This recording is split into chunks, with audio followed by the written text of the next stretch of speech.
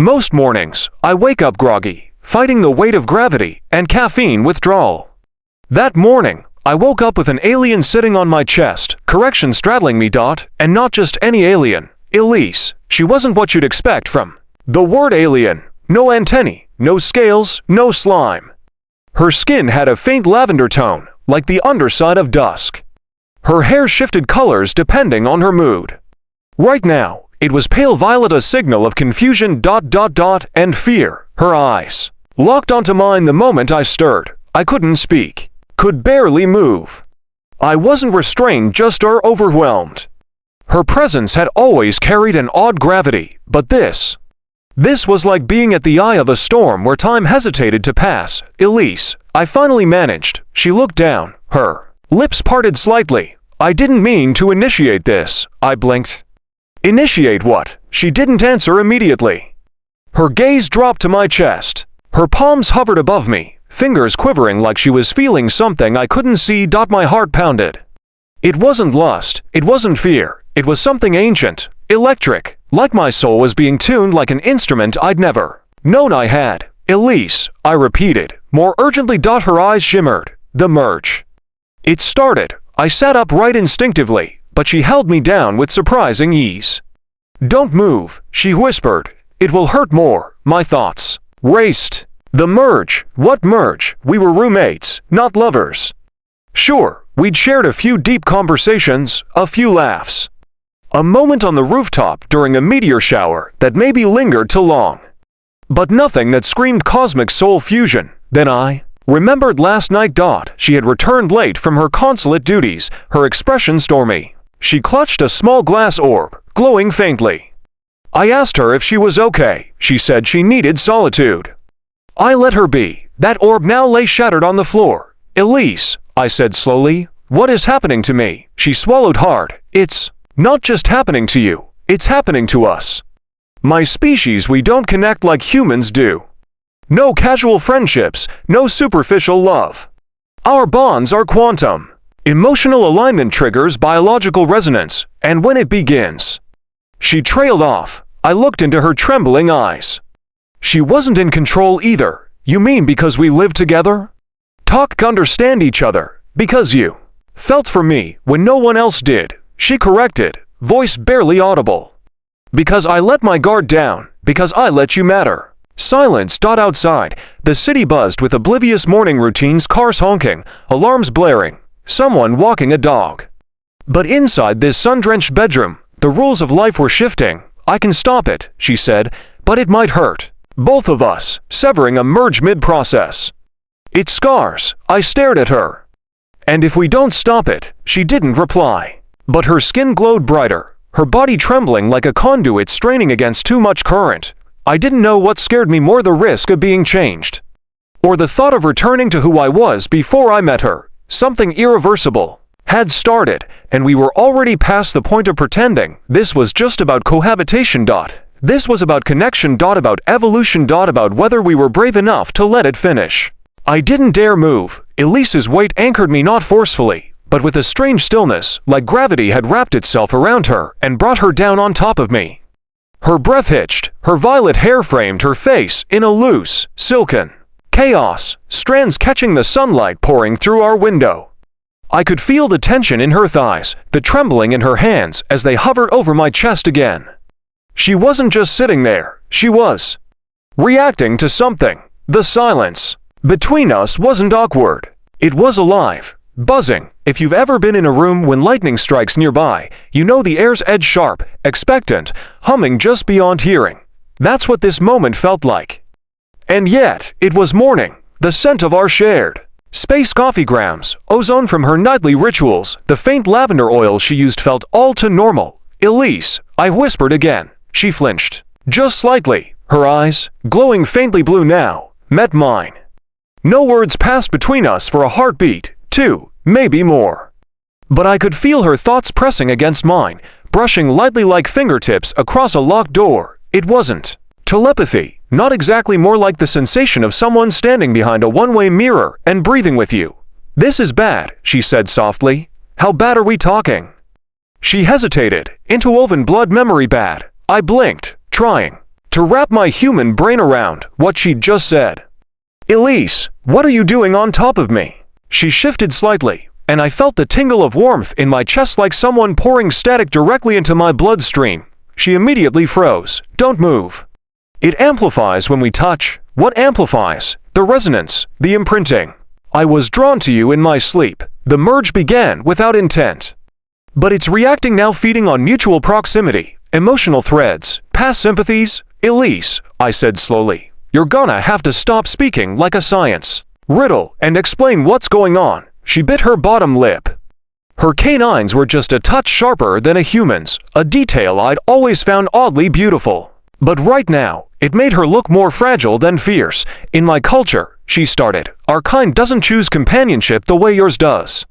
We don't date or test compatibility. We sync, energetically, when two beings spend enough time emotionally aligned, sharing spaces, patterns, glances, care, the resonance begins. It's ancient, sacred, almost unstoppable once it activates. And this," I said, gesturing lightly toward her straddling me, "is part of the process." "No," she replied, "this is a symptom." My body moved in sleep. I was pulled to you. The bond surged in the night. I woke up like this. I stayed frozen because I knew if I startled you, the merge might spike. And now a sudden pulse of light flashed through her irises. My chest ached not from pain, but from pressure. Like a second heartbeat had begun pulsing inside my ribs, but it wasn't mine. "Elise," I said, now barely above a breath. "I think I feel it." She nodded. "Then we're further in than I thought." The air in the room grew heavier. A slight breeze tickled the curtains, though no window was open. Her body began to subtly glow, not like a light bulb, but like moonlight through water. She closed her eyes, breathing deep. "I can try to isolate it," she murmured, "dissolve the tether strand by strand. And if that fails, then the merge finalizes by sunset. And then what?" I asked. "What happens if we're fully merged?" She looked down at me, eyes wide and stormy. "Then we become one composite being, two minds, one frequency. Your emotions will bleed into mine. My memories may overwrite some of yours. You'll see my world in your dreams, smell stars, taste sound, and me. I'll feel everything you've ever buried." The idea both fascinated and terrified me. I tried to sit up again, this time slower. Her hands pressed gently against my sternum, not to stop me, but to ease the pull. Even that light touch sent a warm shock through my body, and my skin prickled. "Elise," I said, "I need to know something." She tilted her head slightly. "Is there any part of you that wants this?" Her breath caught in her throat. Her lips parted, but no answer came. Instead, she leaned forward, her forehead brushed mine, and in that fleeting contact, I didn't hear words or see visions. I felt her, a quiet ache, a loneliness carved by distance and protocol. A desperate longing for one moment to just be understood without having to explain herself. I understood more in that instant than I ever had in all our months of co-living. And in the stillness that followed, I realized something terrifying and beautiful. I wasn't scared of merging with Elise. I was scared of losing her before I understood what we could become. The sunlight had shifted. It painted soft gold over the windowsill now, warming the wood, casting long lines across the floor. But inside the room, it felt cooler, quieter, like something sacred had settled in the air after Elise pressed her forehead to mine. Neither of us spoke. We didn't need to. The connection had opened. And while words still held weight, they felt secondary now, like captions under a painting that was meant to be felt, not explained. Elise finally moved off me, gently sliding back to sit cross-legged at the edge of the bed. She looked disoriented, as if her body didn't entirely trust gravity anymore. I sat up beside her, careful not to touch her. Not because I didn't want to, but because I could still feel the buzz of energy lingering in my chest from that brief contact. I glanced at the broken crystal on the floor. "That thing, it caused this." She followed my gaze and nodded slowly. "It didn't cause it, it just revealed it. The crystal amplifies latent bonds meant to test for compatibility during formal courtship rituals." "Wait," I said, raising an eyebrow, "you tested a love crystal on me without asking?" "No," she replied quickly. "I was using it on myself, to suppress my own feelings, to monitor them. I didn't expect the crystal to overload." Her voice faltered. "It shattered because it couldn't contain what I felt." The words landed like a slow, deep vibration in my chest. She wasn't just some alien roommate anymore. She had tried to suppress emotions one she thought would interfere, complicate, maybe even endanger, but emotions don't dissolve just because they're inconvenient, on Earth or any other world. I stood up, walked to the window, needing space to think. Outside, people lived ordinary lives, walking dogs, sipping coffee, kids arguing on the sidewalk. None of them knew that a cosmic fusion was happening in this tiny bedroom upstairs. Elise, I asked, when did this start for you? She didn't answer right away. I turned, and her face looked far away, nostalgic and strained. The night it rained, she said finally. You brought me that steaming mug of cocoa and didn't ask questions when I refused to talk. You just sat beside me in silence and listened to thunder. That's the moment it began my resonance with you. I remembered that night. She'd looked heartbroken but hadn't said a word. I didn't press. I just stayed near, because it felt like the right thing to do. That one act, she continued, in my culture, would be equivalent to a vow. My heart kicked hard against my ribs.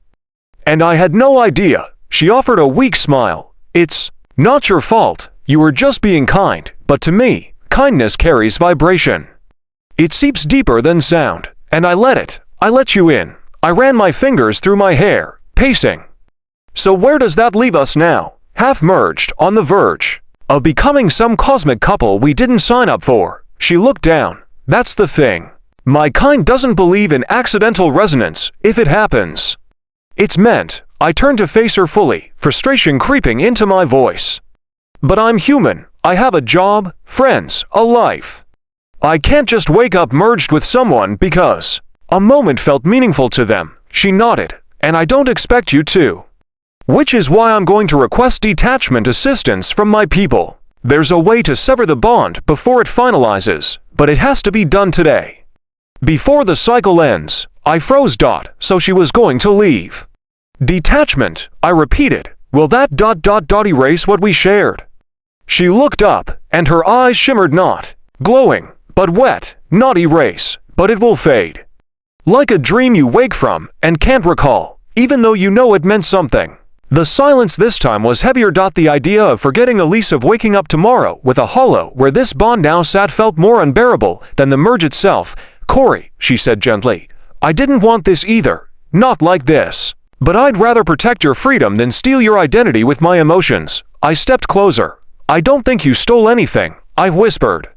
You offered something. Real. I just didn't see it for what it was. She looked up again, startled. I felt things too. Elise, I continued. Little things. The way you hum when you make tea. The way you cover your ears during sirens. The way you light up when you see something new. It mattered to me. The bond flickered again. I could feel it like an echo waiting for a decision. Then what do we do? She asked. I exhaled slowly. I don't know yet. But maybe we don't rush into detachment. Maybe we give ourselves a day to figure out if what started this is something worth finishing. Her lips parted. Then, for the first time since sunrise, she smiled without sorrow. We didn't leave the apartment. Not because we couldn't, but because the outside world felt too loud, too unaware of the unraveling truth inside these walls. The bond, the merge, the slow, invisible stitching of two beings into something neither of us had a name for. It had made everything louder, softer, stranger, and in that strangeness, I saw Elise differently. She wasn't just the quiet alien woman who wore oversized earth sweaters and drank tea she never quite liked. She was pulsing with layers I'd never dared to explore until now. And maybe I wasn't just Corey anymore either. Because every time our skin brushed, even by accident, I felt a pull, not toward her body, but toward her origin, her essence. As the day pressed on, Elise sat on the floor surrounded by scattered papers and objects from her homeworld, a few broken crystals, a set of metallic cards that projected faint symbols into the air, and a single photograph she always kept hidden in a drawer. It was of her and someone else, a male, taller, paler, with eyes like melting ice. Your family? I asked gently. She looked up, as if torn between hiding and explaining. My betrothed. I didn't flinch, but something inside me sunk, arranged. She nodded. From birth, our bond was expected. Our merge preordained, but it never took. I sat down beside her, because you didn't feel it. Because I felt nothing, she said, her voice distant. We shared biology, tradition, duty, but not frequency. His soul never touched mine. She held up a shimmering card. We tried the resonance test. It stayed dim. And with me, I said slowly, it's burning. She didn't respond. She didn't need to. Even now, sitting beside each other without contact, I felt her heartbeat matching mine. Elise, I asked quietly, how far has the merge progressed? She turned her head slightly, her eyes tracing mine. There are 5 stages. We're between the 3rd and 4th. What happens in the 5th? Her voice dropped. Memory convergence. Complete frequency sync. Emotional reflexes align. Thought impulses overlap. You'll instinctively react to my pain, my joy, my wants. I swallowed hard, and then there's no going back. She shook her head. No more separateness. Just ... A shared identity. The room suddenly felt smaller. I stood up, unable to sit still. Then what's the choice, Elise? If this keeps going, I lose who I am. If we sever it, we forget what we become. She looked down. There is one other option. I turned sharply. What? A mutual slow merge, she said. Voluntary, over time, controlled steps. We sink, yes, but carefully allowing each layer to be woven with intention. I studied her. You mean, we don't rush into being one thing. We learn to be 2 souls walking toward each other. She smiled faintly. Exactly. We walk instead of falling. The idea settled in my chest like something I hadn't known I needed. But there's a risk, she added. Of course there is, I muttered. What is it, if either of us pulls back in fear or anger? The resonance destabilizes. One gets left in the merge. The other scarred permanently. A half bond. And which one gets stuck? She looked away. The one who felt more. Silence fell between us again. Outside, a distant siren screamed. A bird landed on the windowsill, pecked the glass, then vanished into sky. I sat beside her again and reached for the photograph she'd placed face down. She let me pick it up. I studied the 2 figures in it, her and the icy-eyed alien man. They looked perfect on the surface, but now I could feel what the picture couldn't show. Emptiness, distance, expectation without emotion. You loved someone who couldn't love you back, I said softly. She looked up. And now I'm drawn to someone who wasn't supposed to be part of my destiny. Our eyes locked, and in that single glance, I felt it. Not love, not yet. But something stranger. Wilder. Recognition. Double quotes Elise, I said. Maybe destiny isn't written in ancient rituals or Starkland promises. Then what is it written in? She asked. I smiled faintly. Maybe it's written in choices made in silence, like cocoa on rainy nights. Like not walking away. She stared at me for a long moment, then whispered, then what do we choose? Now, I looked at her hand beside mine, trembling slightly, and slowly, deliberately, I reached out, fingers touched, the bond pulsed, but it didn't explode. It breathed. Together. There was a knock at the door, not loud, not urgent. Just 3 perfectly spaced taps that somehow sliced through the softness of our shared silence like a blade through silk. Elise froze. Her hand slipped from mine, and I instantly felt the absence. Like someone unplugged a current inside me. She turned toward the door slowly. They found me. My chest tightened. Who? She stood. The Council of Balance. My people's regulatory arm. They oversee cross-species unions. They monitor resonance spikes between Virellians and terrestrials. And they're never early. The knocking came again. Still soft. Still calm. Still final. I stepped forward, but Elise held up a hand. Let me open it. If you do, they'll read that as full merge confirmation. They'll escalate before I could ask what that meant. She walked toward the entrance. The door hissed open. A tall figure stood framed in the doorway, dressed in dark gray robes trimmed in cobalt blue. His skin was silver, smooth as marble, his face expressionless, but his eyes, they were glowing gold. Designation Elise 934, he said without blinking. Merge alert registered. Explain. She bowed slightly. Accidental trigger. No prior intention. No formal consent. His gaze shifted past her. To me. Human Corey, he said, and I felt a chill crawl up my spine. Have you willingly participated in the resonance? I tried to speak. The words stumbled on the edge of my tongue. Answer must be clear, he said. Yes or no. Elise stepped in front of me. He hasn't consented to full merge. We were managing it through slow bond protocol. The counselor tilted his head, almost disappointed. You know that is outside standard policy. We were within the cycle limit, she insisted.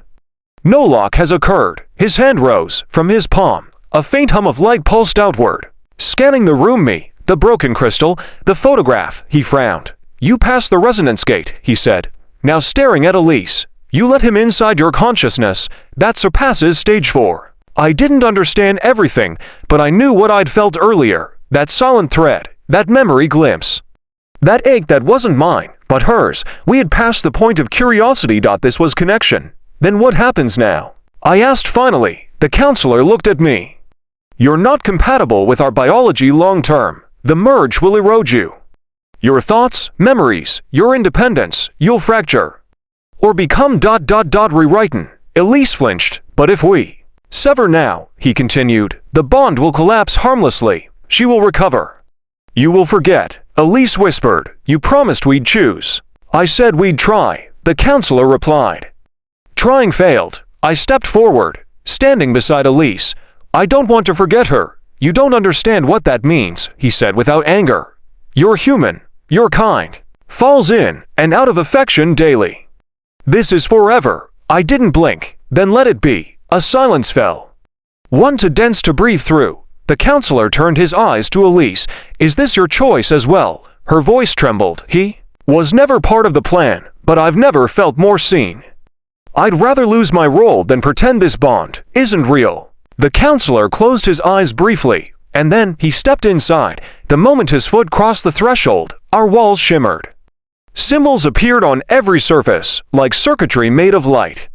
I stumbled back as the air thickened with pressure. What are you doing? Elise gasped. Testing your truth, the counselor said, reaching into the air. A device shaped like a sphere unfolded in his hand, segments rotating like petals. The room darkened. I saw flashes. Elise as a child. Alone in a towering glass hall, a male voice shouting. Her hands gripping a metal railing as stars blinked outside. Then me, laughing with her in the kitchen. Handing her a mug, sitting beside her while she stared into the rain. Images played like memories splashing across invisible screens. My knees buckled. She reached for me. Our hands connected, and everything blinked white. Suddenly the counselor gasped. He stumbled backward. His glowing eyes dimmed. He looked at us in stunned silence. What did you feel? Elise asked. He swallowed, then whispered. Balance. She stared. You mean I've never encountered a resonance between species that produced balance, he said, visibly shaken. This merge wasn't random. It was correction. I stood, pulse racing. What does that mean? The counselor slowly stepped back toward the door. It means, he said slowly, the universe has already chosen. He looked at Elise one last time. Protect it. The merge is no longer a threat. It is a bridge, and just like that, he vanished into the corridor. The door closed behind him with a whisper, and Elise collapsed into my arms. Elise trembled in my arms, not from fear, but from something that had no name in either of our languages. Something between release and reverence. Her head rested against my chest, and I felt her heartbeat struggling to match mine. It was like two rhythms learning to dance as one after marching to different tempos for too long. The room had gone quiet again, but not like before. Now, it hummed with aftermath, with clarity. The counselor's final words still echoed in my head. The universe has already chosen. Elise, I whispered, brushing her hair back from her face. Are you okay? She nodded against me. I didn't think he'd let us keep this. Neither did I. Her voice softened to a whisper. They'll watch us now. I figured, I said, but let them. She pulled back, meeting my gaze. We've crossed a line. Corey, we're something new. They won't understand it yet. Maybe they never will. Then we don't ask them to. Her lips parted, a smile trembling at the corners, her glowing eyes held no fear now, just awe, and maybe something that felt dangerously close to devotion. We sat together for a long time, on the edge of my bed, our fingers loosely laced like threads, deciding whether to weave into fabric, and I finally asked what had been sitting heavy in my chest since morning. What happens next for us? She tilted her head, a familiar gesture I'd come to associate with thoughtfulness. We'll feel things more deeply. Every emotion you have, joy, fear, longing, will echo inside me. Same with mine. There will be no hiding. I nodded. So, honesty becomes survival. Exactly, she whispered. The merge doesn't erase, it amplifies. It asks for vulnerability without escape, and if we can't handle it. She exhaled, then we break, but not quietly. I looked down. At our hands. My skin was still mine, my thoughts still shaped by years on Earth, but now there was a layer beneath them. A resonance like invisible ink only visible under pressure. Elise, I said, I think we need to learn each other, again. Not through accidents, or energy, or council verdicts. But intentionally, she smiled. Why now? Are you asking me out? I chuckled. I'm asking you to live beside me. As more than just a roommate. As someone I want to know fully, day by day. Her smile faded into something deeper. Acceptance, maybe, peace. Then let's begin. We didn't rush the merge. Instead, we redefined it. We started with the mundane grocery lists, burnt toast, movie nights with subtitles, because Elise still couldn't follow sarcasm. We laughed more than we touched, talked more than we tuned frequencies. I learned the scent of her joy was citrus and stardust. She discovered that my sadness always came with old music and unsent emails, and every time we touched skin against skin there was no explosion. Just grounding. Just recognition. Some nights, she still dreamed in starlight. I'd hear her murmur names I didn't know, see her eyelids flutter as if navigating constellations. I never asked, I just held her hand until she settled. Other times, I'd get flashes, memories not mine. Floating in zero gravity, a choir of voices made of light. A field of glowing plants that opened only under heartbreak. It never hurt. It just reminded me that love can come from galaxies I'll never touch and still feel real in the warmth of a shared blanket. One morning weeks later, I woke again to find Elise straddling me, but this time, it wasn't by accident. Her smile was slow, confident. Her fingertips rested lightly on my chest, where my heart thumped steady, still shaking. She teased. I laughed, only on the inside. She leaned down and kissed me, not with urgency, but with quiet reverence. Like she was sealing something sacred, not claiming it. When she pulled away, her voice was soft. I dreamed of your past last night, she said. You were 7. You broke your arm falling out of a tree. I blinked. You saw that, she nodded. You cried, not from pain, but because you dropped your comic book. You loved that book. I grinned, amazed. You saw all that. She touched my cheek. I felt it. Like it was mine. There was silence again, but not the kind that begged to be filled, the kind that meant we were exactly where we belonged. They said no human and alien could merge without madness. They said the resonance would consume us, burn us, unmake us, but they forgot something vital. Love, real love, isn't about losing yourself. It's about finding someone who makes you more than you were before. And in the quiet afterglow of uncertainty, Elise looked at me with a gaze that no longer shimmered with fear, only belonging. We weren't just merged, we were becoming together.